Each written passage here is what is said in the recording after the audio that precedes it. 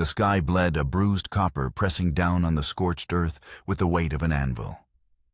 Dust, fine as ground bone, coated everything, turning the sagebrush a ghostly gray. Jonah Pike reined in his horse, the animal's sides, heaving its sweat mingling with the acrid scent that tainted the air. It was the smell of gunpowder and something worse, something charred and final. Ahead, where the trail dipped into a shallow arroyo, a wagon lay splintered on its side, one wheel pointing to the unforgiving sun like a skeletal finger. It wasn't an old wreck claimed by time and weather. This was fresh. A black plume of smoke, thin and greasy, still curled from the wreckage, a dying breath against the vast, indifferent sky. Jonah swung down from the saddle, his Colt Peacemaker feeling heavy and familiar in his hand. His boots made no sound on the soft, heat-shimmered sand. The silence was profound, unnatural. No birds, no insects, just the low moan of the wind through the scorched canvas of the wagon. 2 draft horses lay in their harnesses, their powerful bodies still and broken. Flies were already beginning to gather. He moved with the slow, deliberate caution of a man who knew that violence left echoes, and those echoes could kill. He circled the ruin, his eyes taking in the details, with a practiced coldness he had spent years trying to forget. Crate staves were smashed, their contents, flour sugar-dried beans spilled across the ground in a useless pale slurry. A woman's bonnet lay half buried in the sand, its blue ribbon stained a dark, terrible crimson. There was no sign of struggle, just the brutal efficiency of an ambush. He found the man first lying a few yards from the wagon, face down. Jonah didn't need to turn him over. He knew the stillness of death too well. Then he saw her. The woman. She was propped against the overturned wagon bed, shielded from the worst of the sun. Her calico dress was dark with blood, but her face, even in death, held a look of fierce determination, as if she had been trying to protect something to her very last breath. Her arms were curled around a small blanket-wrapped bundle. Jonah's throat tightened. A child. He had been so sure there would be no survivors. He holstered his pistol and approached slowly as spurs, whispering a soft dirge. Easy now, he murmured the words, feeling rough and alien in his own throat. He knelt the grit of sand pressing into his knees. He reached out a hand calloused and scarred and gently pulled back the corner of the wool blanket. Underneath, a small girl, no older than 6, stared up at him. Her eyes were wide and blue voids of shock in a face smudged with soot and tears. She wasn't crying. The terror was too deep for tears. She was simply frozen, a tiny statue of loss.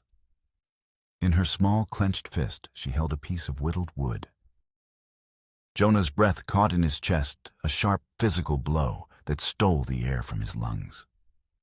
It was a bird. A sparrow carved from a piece of cottonwood, its wings half spread as if in mid-flight. The crosshatch cuts that formed the feathers and the slight upturn of the beak, the smooth, worn feel of the wood, he knew it instantly. It was his work. His mark. Identical to the one he had carved for his own daughter Sarah, the one he had placed in her small, cold hands before he laid her in the earth.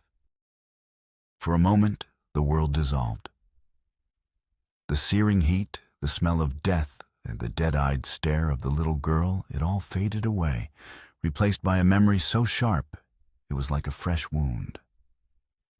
He saw his own wife, Mary, her laughter echoing in the small cabin.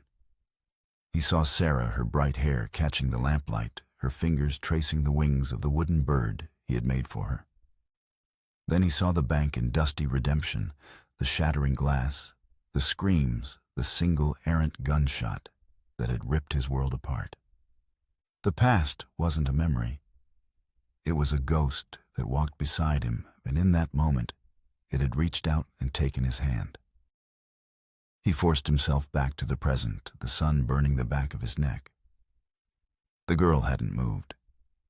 She just watched him, her small chest rising and falling in shallow, hitching breaths. He had come out to this desolate edge of the world to be alone, to let his ghosts consume him in peace. He had built walls around his heart so thick he thought nothing could ever breach them again. But this child, clutching a ghost of his own making, had just torn them down to the foundation. He looked from the wooden bird in her hand to her mother's still form. He understood the woman's last desperate act. She hadn't been shielding her daughter from bullets. She had been shielding her from the sight of what was to come. "My name is Jonah," he said, his voice softer than he'd intended. "I'm not going to hurt you." The girl blinked a slow, deliberate motion. Her lips parted, but only a dry whisper emerged. "Mama's sleeping." The simple, heartbreaking words settled the matter. He couldn't leave her. He couldn't ride away and let the desert or the coyotes claim her. The ghost of his own daughter wouldn't allow it. This wasn't a choice. It was a penance. He reached out slowly, his hands open. "Your mama would want you to be safe," he said. "I have a place. There's water. Shade." She flinched when his fingers brushed her arm, her entire body trembling like a frightened foal. But she didn't pull away. Her gaze flickered from his face to the horse standing patiently a few yards away, then back. He saw a flicker of something in her eyes, not trust, not yet, but the dawning realization that he was her only chance. With painstaking care, he gathered her into his arms. She was impossibly light, a bundle of sharp bones and fragile hope. As he lifted her, the wooden bird slipped from her grasp and fell silently to the sand. Jonah picked it up, its familiar shape a painful weight in his palm. He gently closed her fingers around it again. "You hold on to that," he said, his voice thick. He carried her to his horse, settling her in front of him on the saddle. She held herself rigid, her back ramrod straight, clutching the saddle horn with white-knuckled hands. He didn't press her. He simply clucked to the horse and turned it toward the distant mesas that marked the way to his home. He didn't look back at the smoldering wagon or the two silent forms he was leaving behind. He couldn't. All that mattered now was the small, breathing child in his arms and the impossible, agonizing weight of a second chance he never asked for and was terrified he didn't deserve. The journey to the ranch was a silent one, measured by the rhythmic plod of hooves on dry earth. The girl Miriam remained a tense presence in front of him, her small body radiating a grief so profound it seemed to have a physical weight. Jonah's ranch was little more than a scar on the vast, empty landscape, a small, sturdy cabin built of sun-bleached pine, a barn leaning against the wind, and a windmill that turned with a perpetual, lonely groan. It was a place designed for solitude, a fortress against memory, and now he was bringing the world back inside its walls. He carried her into the cabin, which smelled of dust, old leather, and pine resin. The single room was spare, containing only a cot, a stone fireplace, a rough-hewn table, and a single chair. He set her gently on the cot, her bare feet dangling inches from the floorboards. She stared at the far wall, her eyes unfocused, still clutching the small wooden bird. For hours she did not move or speak. Jonah brought her a dipper of water, holding it to her cracked lips until she took a few hesitant sips. He prepared a plate of beans and jerky, but she ignored it. The trauma had locked her away in a place he couldn't reach. As twilight painted the sky in shades of bruised purple and rose, Jonah sat in the doorway, cleaning his rifle. The familiar scent of gun oil, a small comfort. He watched her, a small, lost silhouette in the deepening gloom. His own past pressed in on him, the silence of the cabin amplifying the ghosts. He remembered the night Mary had died, the midwife's grim face in the lantern light, the impossible stillness of the baby, who never drew a breath. He remembered packing his saddlebags a week later, leaving his marshal's star on the fresh-turned earth of their graves and riding west until the world ran out of towns. He had sought this emptiness, this quiet punishment.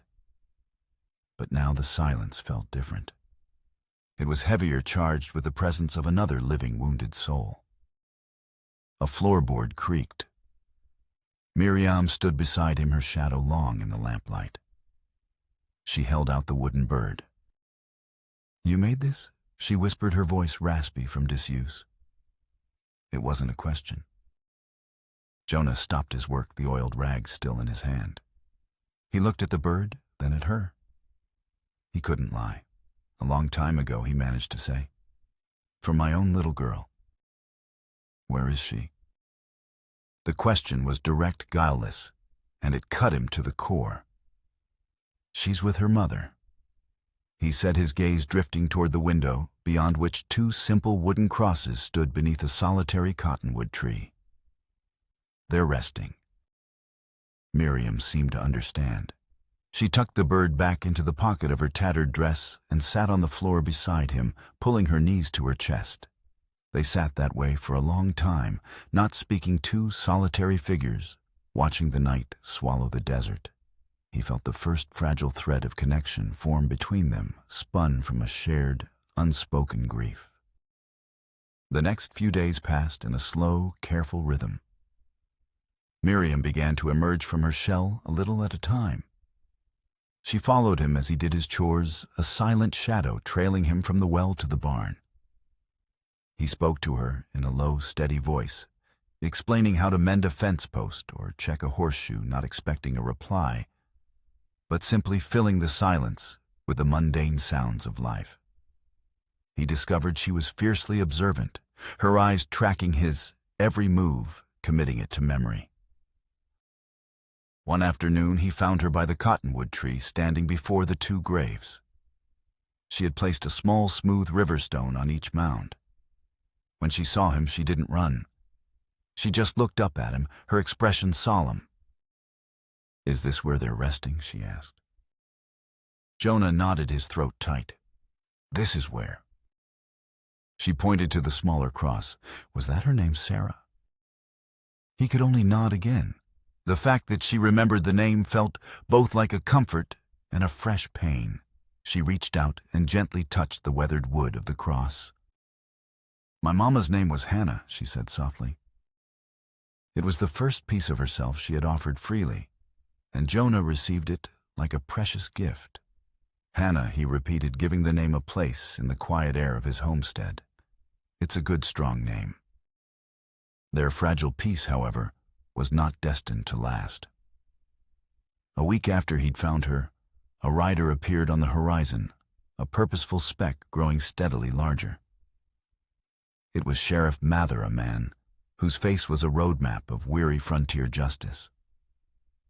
He reined in his horse at the fence, his gaze taking in Jonah, the cabin, and Miriam, who quickly hid behind Jonah's legs. Pike Mather said, his voice as dry as the dust his horse kicked up. "He didn't dismount. Town's been buzzing. Word is you took in a child you found out on the flats." "Word travels fast," Jonah replied, his hand resting instinctively on the fence post, his posture guarded. "It does when it's unusual," Mather countered, his eyes lingering on Miriam. "A man like you living alone out here. Folks get ideas. They worry. She's safe. She's fed. That's all they need to know." "It's not Jonah, and you know it," the sheriff said, his tone softening slightly, but losing none of its authority. "There are laws, procedures. A child with no kin gets sent to the mission orphanage over in St. Jerome. It's the proper way." The word orphanage sent a visible tremor through Miriam. Her small hand tightened its grip on Jonah's trousers. Jonah felt a cold, hard anger rise in his chest. This is her home now. Jonah said, his voice low and flat. There's nothing proper about shipping a terrified child halfway across the territory to be raised by strangers in a stone building. Mather sighed, rubbing the back of his neck. I'm not saying I like it. I'm telling you what the law requires. I've got a circuit judge coming through in a month. He'll hear about the girl and he will send a writ. They'll come for her, Jonah. And if you stand in the way, they'll take you too. He leaned forward on his saddle horn. This is me giving you a warning out of respect for the man you used to be. Settle this. Find some distant kin, do whatever you have to. But don't make me come back here with a court order, because I will. The sheriff turned his horse and rode away, leaving his words hanging in the air like a death sentence. Jonah watched him go, the dust settling around his boots.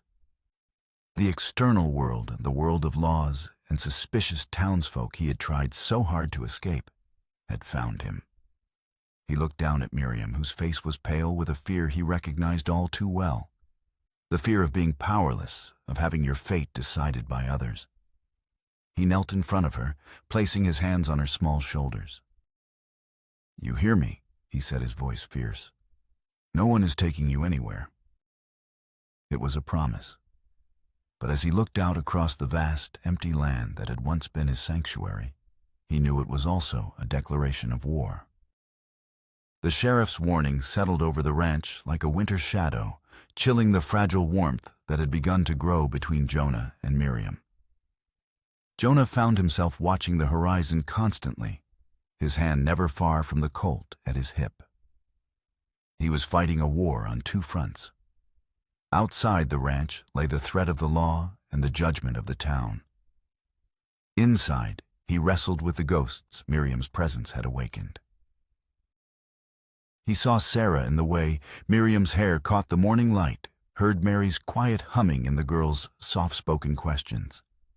At night, his dreams were a torment of fractured memories, the scent of Mary's apple pie, Sarah's small hand in his, the deafening blast of the shotgun in the redemption bank, and the sight of his marshal's star falling into the dirt. He would wake in a cold sweat, the grief as raw as it was the day he'd buried his family, and he would have to walk out into the cold desert night just to breathe. Protecting Miriam meant confronting the pain he had run so far to escape, and some days the cost felt unbearable. His internal struggle made him terse and distant. He would retreat into silence for hours, his face a mask of stone. Miriam, sensitive to his moods, would grow quiet too, her own trauma echoing his. She began having nightmares, waking with muffled cries, her hands reaching for a mother who wasn't there. During those long nights, Jonah would sit by her cot, not speaking, simply being a solid presence in the darkness, until she drifted back to a fitful sleep. It was in these quiet vigils that he felt the walls around his heart begin to crack, not from the force of a battering ram, but from the steady, persistent pressure of a child's need. To keep the sheriff's threat at bay, Jonah knew he had to establish some semblance of a normal life, to show the world he was a capable guardian. That meant a trip into the town of Sanctuary, a place he had avoided for years. He loaded the wagon with a few hides for trade and helped Miriam onto the seat beside him. She huddled close, her eyes wide as they approached the single dusty street lined with false-fronted buildings. The moment they stepped into the general store, conversation ceased. Every eye turned to them. Jonah felt the weight of their stares, suspicion, pity, and cold, unvarnished curiosity. He kept his face impassive, his voice level, as he traded his hides with the store owner, a portly man named Henderson, whose gaze kept flicking nervously toward Miriam. "Heard you had company," Pike Henderson said, his voice a little too loud in the sudden quiet. "Just buying supplies," Henderson. Jonah replied, his tone making it clear the subject was closed. But the whispers followed them as they moved through the store. "Ain't right, a woman in a severe black bonnet murmured to her companion. A man like that all alone. What does he know of raising a little girl?" "Lost his own, they say," the other replied, not bothering to lower her voice. "Maybe his mind ain't right." Miriam shrank against Jonah's side, her face pale. A raw, protective fury surged through Jonah. He stopped, turning to face the two women. his eyes cold and gray as a winter sky met theirs. He didn't say a word. He didn't have to. The women flushed suddenly, finding the floorboards intensely interesting. The store fell into a deeper, more uncomfortable silence. Jonah finished his purchases, paid his coin, and led Miriam out into the harsh sunlight. He had meant to prove he could provide for her, but all he had done was expose her to the town's poison. As they rode out of sanctuary, the failure sat like a stone in his gut. They were outcasts, and the world would not easily forgive them for it. Back at the ranch, a new tension settled in. Jonah knew the town's gossip would reach Sheriff Mather, strengthening the case against him. Time was running out. His instincts honed by years as a lawman told him that the attack on Miriam's family was the key. If he could find who was responsible, prove it was an ongoing danger, he might be able to argue that she was safer with him than anywhere else. Leaving Miriam with strict instructions to stay inside and keep the door barred, he rode back to the arroyo where the wagon lay bleaching in the sun. He dismounted and began a methodical search, his eyes scanning the ground for anything he might have missed in his haste. He worked in expanding circles, patient and focused, letting the land speak to him. For hours he found nothing but tracks of scavengers. Then, hidden under a flat, sun-baked rock a dozen yards from the wagon, he saw it. It was a mark carved crudely into the stone, a serpent coiled around a single, upright spear. Jonah froze. The air rushed from his lungs. He knelt, his fingers tracing the symbol as if to be sure it was real. It was. The brand of the Cain gang. The same symbol he'd found burned into the door of the bank in Redemption. The same men whose robbery had cost him everything. His past hadn't just come back to haunt him. It had come back to finish the job. He stood slowly, the desert seeming to tilt around him. This wasn't random. Miriam's family hadn't been the victims of a simple highway robbery. They had been targeted. And now, by taking Miriam in, he had painted a target on his own back. Riding back to the ranch, his mind raced. He had heard whispers in town of a ruthless cattle baron named Silas Cain, a man who was buying up land claims for pennies on the dollar, driving out settlers who refused to sell. No one had ever connected him to violence. But Jonah knew. He knew the cold ambition that drove men like Cain. Land, power, control, it was all the same game. He arrived back at the cabin to find Miriam on the porch watching for him, her face tight with worry. The sight of her, so small and vulnerable, solidified his resolve. This was no longer just about protecting a child from the law. It was about confronting the monster who had created two orphans, her and, in a way, himself. His personal quest for lonely atonement was over. Now it was a hunt. That night, after Miriam was asleep, Jonah unholstered his peacemaker. He broke it down on the table, cleaning each part with a grim precision. He felt the old instincts stirring the cold focus of the U.S. Marshal he once was. Silas Cain had made a mistake. He had come into Jonah's world, threatened the one thing that had given him a reason to live again. He had taken Jonah's family once. Jonah would be damned if he let him do it again. The hunter was now the hunted, and the desolate flats of the West were about to become a killing ground. The discovery of the serpent and spear symbol changed everything. The fight for Miriam was no longer a quiet struggle against suspicion and bureaucracy. It had become a deadly race against a known enemy. Jonah's mission sharpened from defense to offense. He had to learn everything he could about Silas Cain, and he had to do it before Cain learned that the sole survivor of his latest atrocity was living under Jonah Pike's roof. He began making careful trips into sanctuary, not as a homesteader, but as the lawman he used to be. He'd leave Miriam at dawn, safely barred inside the cabin with his rifle and enough food for the day, and ride a circuitous route to town. He didn't go to the general store anymore. He went to the saloon, the livery, the places where men talked when they thought no one of consequence was listening. He sat in shadowed corners nursing a single whiskey for an hour, his ears open, his face unreadable. He learned that Silas Kane had arrived in the territory a year ago, a man of wealth and charisma with a polished Eastern accent. He spoke of progress and prosperity, buying up failing ranches and promising to bring in a railroad spur. But beneath the veneer of civility, there was a current of fear. Settlers whose lands bordered Kane's vast holdings suffered misfortunes. Wells mysteriously went sour. Fences were cut, and prize livestock vanished in the night. Those who sold their land cheaply and moved on were left alone. Those who resisted, like Miriam's family, disappeared. One sweltering afternoon in the saloon, nursing a lukewarm beer, Jonah overheard two ranch hands talking in low voices. "Heard the Abernathys packed up and left," one said. "Just up and vanished. Found their cabin empty this morning." "Can't say I blame them," the other muttered, wiping foam from his mustache. "After what happened to that family out on the flats. It's Kane. It has to be. But who's going to prove it? Sheriff Mather won't even ride out to his spread without a full posse."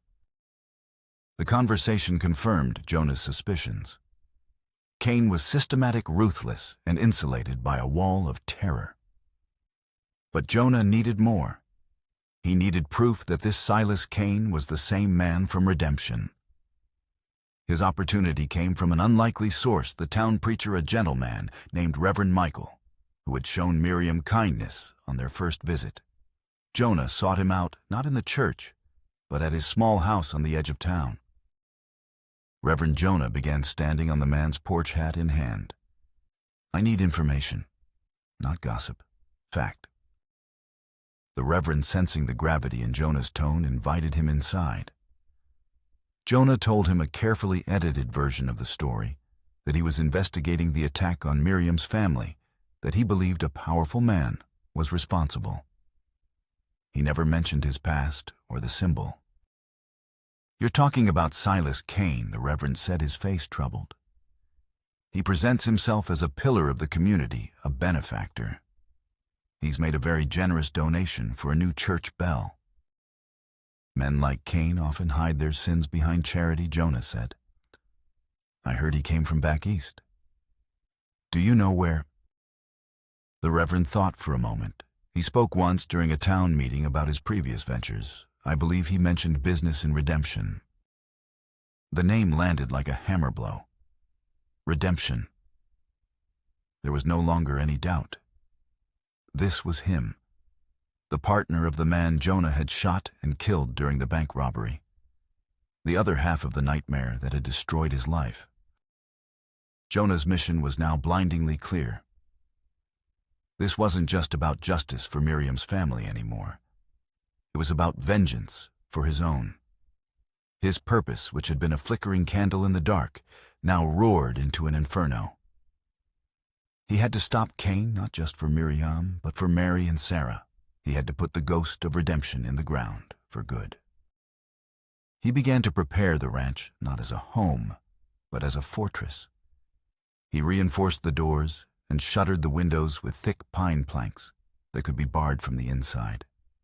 He mapped out sight lines from the cabin, the barn and the rise behind the windmill. He cleaned and oiled his Winchester repeater, his Colt, and the old double-barreled shotgun he kept above the mantel, laying out boxes of ammunition on the table. Miriam watched his preparations with a growing sense of dread.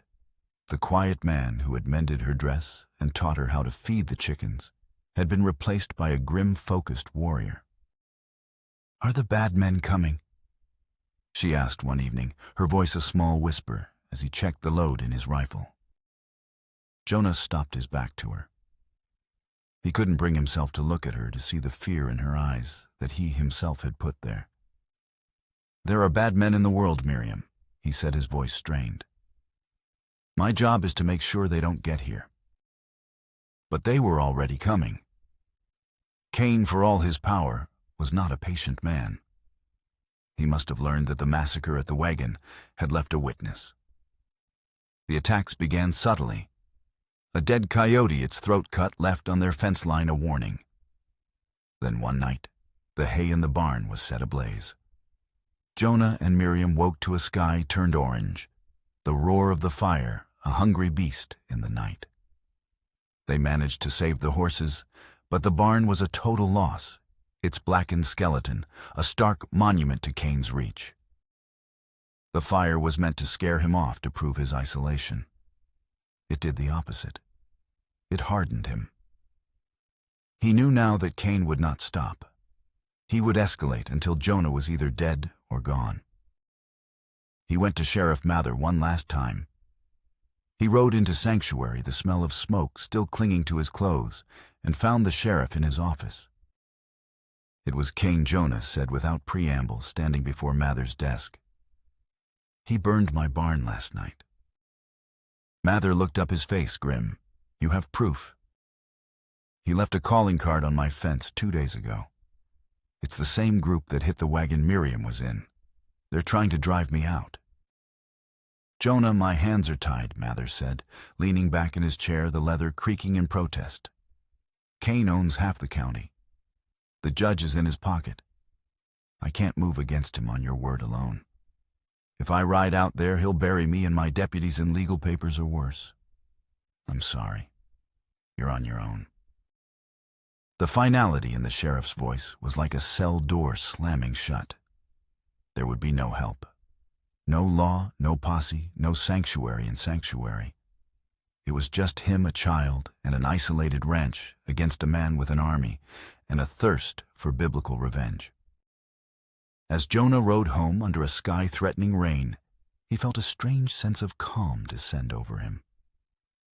The fear was gone, burned away by the fire and the sheriff's final rejection. All that was left was a cold, clear certainty. Cain was coming for him. He was coming for Miriam. The final battle would be fought here on this small patch of land, in the home he had built to hide from the world. The world had found him, and he would meet it with iron and lead. The storm broke the night Cain's men came. It wasn't a gentle rain.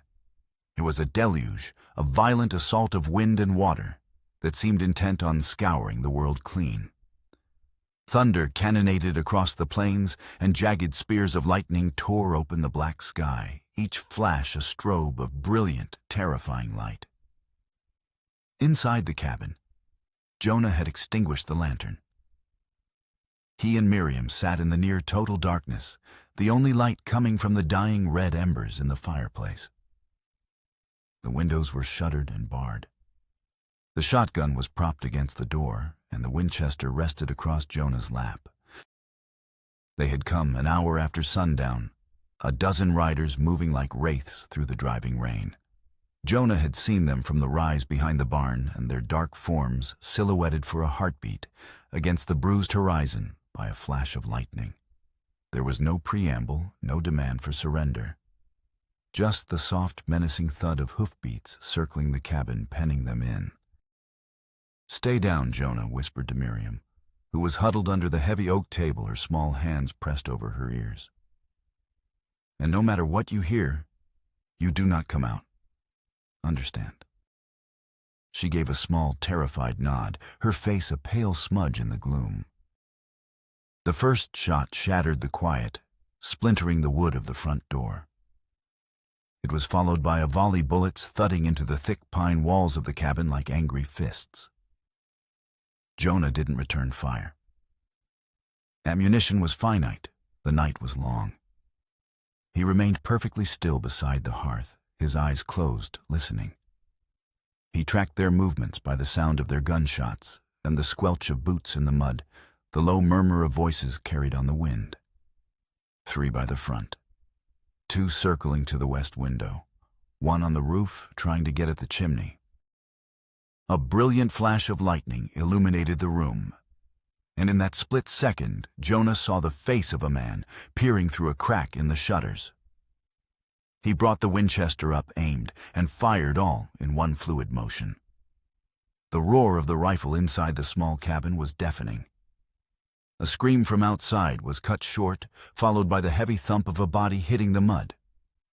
One down. The assault intensified, a furious hail of lead, peppering the cabin from all sides. The air grew thick with the smell of gunpowder and splintered wood. Suddenly, a new sound cut through the chaos, the sharp, eloquent voice of Silas Kane, amplified by the storm.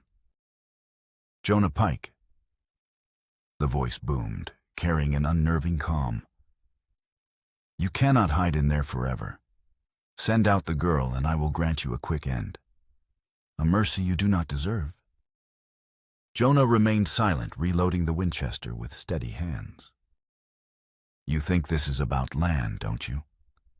Marshal Kane's voice was closer now, just outside the front door. "You think this is about a frightened little girl. This is about redemption. It is about the debt you owe me." A lull in the fighting. The rain hammered on the roof, a frantic drumbeat, counting down the final seconds of Jonah's life. "The man you killed in that bank, he was my brother." Kane shouted, his voice cracking with a chilling theatrical rage. "And during your wild, heroic gunfight, a stray bullet from your Colt struck my younger brother Thomas, who was holding the horses. A boy of 17. You took my family, Pike. So the good Lord has sent me to take yours. An eye for an eye, a daughter for a brother." The revelation hit Jonah with the force of a physical blow. This wasn't just revenge for a fallen partner. It was a blood feud. Kane believed Jonah had killed his kin, and now he was here to balance the scales by taking Miriam. The fight was no longer for land or even survival. It was a battle for the soul of his past and the future of the child cowering under the table. "You're a liar," Kane Jonah yelled back, his voice raw. "Your man fired first." Details, Kane laughed, a sound utterly devoid of humor. "The Lord's ledger cares only for the final tally, and yours is coming due." The attack resumed with renewed fury. The back door shuddered as men threw their weight against it. Jonah fired the shotgun through the planks, the blast echoing like a thunderclap, followed by agonized cries. He moved from window to window, a gray phantom in the flickering firelight, firing sparingly, making every shot count. But he was one man against many. The chimney flue clattered as a man tried to drop something down a bundle of oil-soaked rags. Jonah fired the Colt up the chimney, and a body slid from the roof with a wet thud. But they were relentless. The front door began to splinter under the blows of an axe. Wood groaned and cracked. It wouldn't hold much longer. Jonah fell back to the center of the room, the Winchester in one hand, the Colt in the other. He glanced at the table where Miriam was hiding. Her eyes were squeezed shut, her body trembling violently. With a final shattering crash, the door burst inward. A figure stood silhouetted against the storm, a rifle raised. Jonah fired. The man fell. Another took his place. Jonah fired again. Click. The Winchester was empty. He dropped it, raising the Colt. Two more figures charged in, flanking a taller man in a long black oilskin coat, Silas Kane. His face was pale and hawkish in the stormlight, his eyes burning with a zealot's fire. "It ends now," Pike Kane snarled, raising a pistol. Before he could fire, a small figure darted from under the table. It was Miriam. In her hands, she held the heavy cast-iron skillet from the hearth. With a desperate cry, she swung it with all her might, connecting with the back of Kane's knee. He roared in pain and surprise, his leg buckling. The shot from his pistol went wide, shattering the lantern on the mantel. The momentary distraction was all Jonah needed. He lunged forward, not at Kane, but at the two men beside him, tackling them with the force of a cornered bear. He fired the last two shots from his Colt, and the men fell. He scrambled for the fallen Winchester, his hands fumbling for the cartridges on his belt. Cain, enraged, shook Miriam off his leg and turned on her, grabbing her by the arm. "You little viper," he spat, raising his pistol again, this time pointing it at her head. No, Jonah screamed a sound of pure primal anguish. He had no time to reload. He dropped the rifle and charged a wordless roar, tearing from his throat. Cain turned a look of triumphant cruelty on his face and fired. The bullet seared through Jonah's shoulder, spinning him around. He staggered but did not fall. Fueled by adrenaline and a father's desperate love, he slammed his body into Cain's, driving him backward through the ruined doorway and out into the churning mud and rain. They fell together, wrestling in the dark, their struggle illuminated by strobing flashes of lightning. Cain was strong, but Jonah was powered by a grief and fury that had festered for years. He drove his fist into Cain's face again and again, the sounds lost in the roar of the storm. He saw Mary's face, Sarah's, Miriam's. He was fighting for all of them. He grabbed Cain by the throat, his thumbs pressing down, cutting off the air from the man who had authored all his pain. Cain's eyes bulged, his hands clawing uselessly at Jonah's arms. In one last flash of lightning, Jonah saw the life fade from Silas Cain's eyes. He held on for a moment longer, then released him. Cain's body went limp, sinking into the mud. Jonah pushed himself to his feet, swaying the rain, washing the blood from his shoulder. He was wounded, exhausted, but he was alive. He turned and stumbled back into the cabin. Miriam was standing in the center of the ruined room, her face streaked with tears and soot, the iron skillet still clutched in her hands. He knelt before her, ignoring the fire in his shoulder, and pulled her into a fierce, protective embrace. Outside, the thunder rolled away into the distance, and the fury of the storm began to subside. The storm broke with the dawn. A pale, watery light spilled over the plains, revealing a scene of utter devastation. The ground around the cabin was a churned morass of mud and blood, littered with the still forms of Cain's men. Silas Cain himself lay half submerged in a muddy puddle, his face turned toward the lightening sky, a final, silent testament to his failed vengeance. Jonah sat on the porch steps, his back against a splintered post. His left shoulder was a universe of pain, hastily bandaged with a strip of cloth Miriam had torn from her own dress. She sat beside him, huddled under a thick wool blanket, her small body occasionally racked with shivers that had nothing to do with the cold. They hadn't spoken.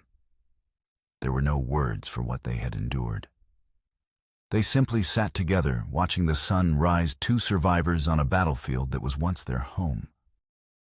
It was nearly mid-morning when the riders appeared, a posse of a dozen men led by Sheriff Mather. They rode in cautiously, their rifles held at the ready, their faces grim as they took in the carnage. Mather dismounted, his boots squelching in the mud, and stopped a few feet from Jonah. His eyes moved from the bodies to the bullet-riddled cabin, to the raw wound on Jonah's shoulder, and finally to the exhausted child at his side. Pike Mather said, his voice heavy with a respect Jonah had never heard from him before. "We heard the shooting from town. Sounded like a war broke out." "It was Jonah," said his voice raspy. "Cain's war. He just lost." The sheriff walked over to Cain's body, nudging it with the toe of his boot. He looked back at Jonah. "We found the Abernathy's place burned to the ground on the way out here. Figured it was Cain's work. Looks like you saved us the trouble of forming a committee to look into it." One of the deputies let out a low whistle. He took them all on by himself. Mather's gaze was fixed on Jonah.